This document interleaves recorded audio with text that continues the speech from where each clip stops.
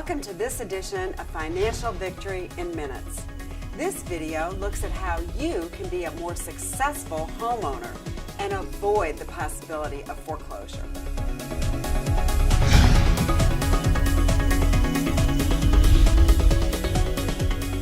Homeownership is a long-term investment, so before you get a mortgage, think hard about any major debts you can foresee in the coming years.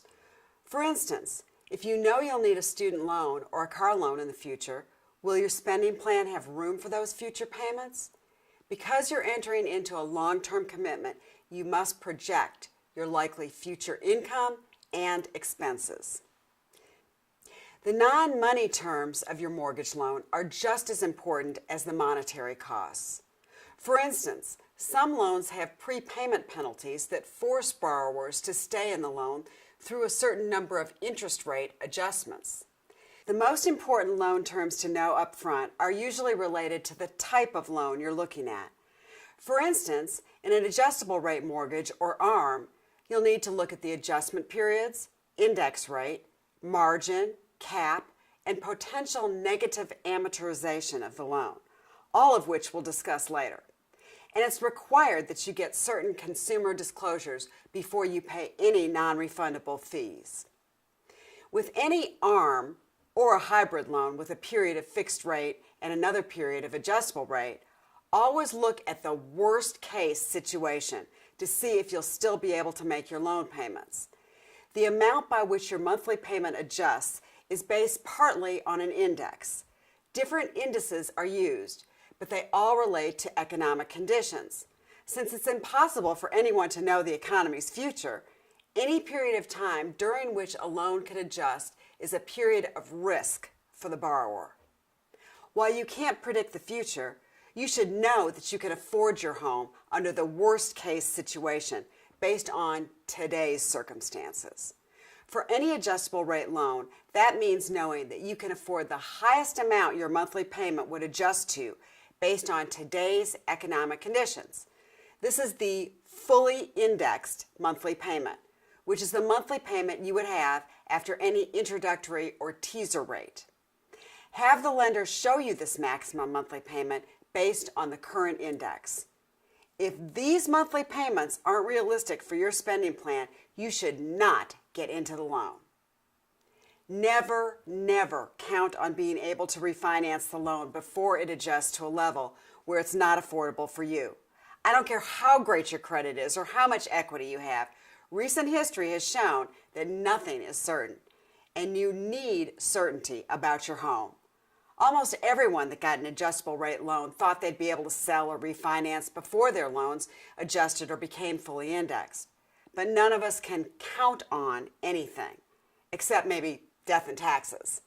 When the housing bubble burst, real estate values went down, financing dried up, and millions of homeowners got caught. Prepayment penalties have been common in ARMs.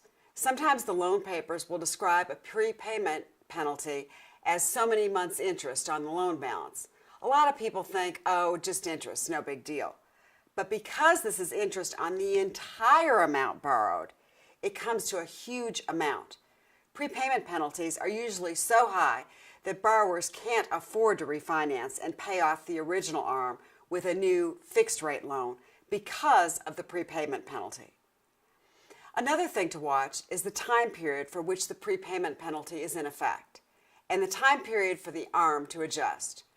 Often, prepayment penalties virtually force borrowers to stay in the loan through an adjustment.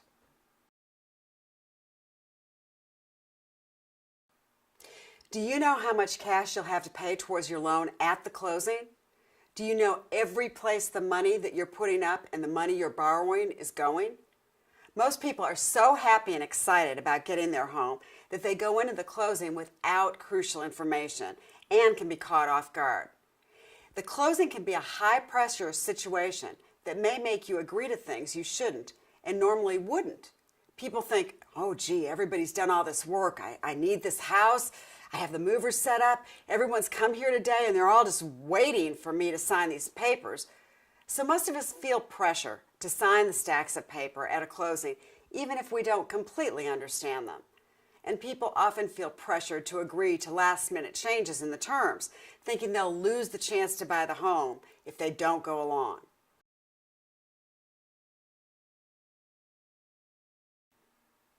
It's true that most real estate closings involve a great deal of paper and a whole lot of fine print and hard to understand lawyer language.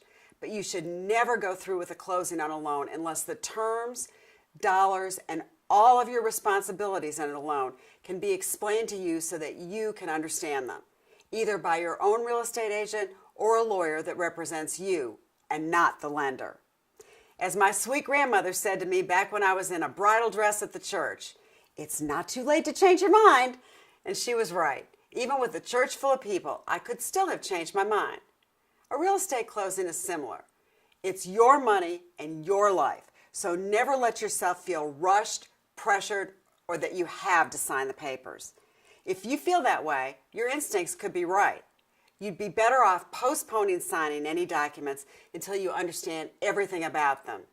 As with marriage, don't agree in haste and regret forever.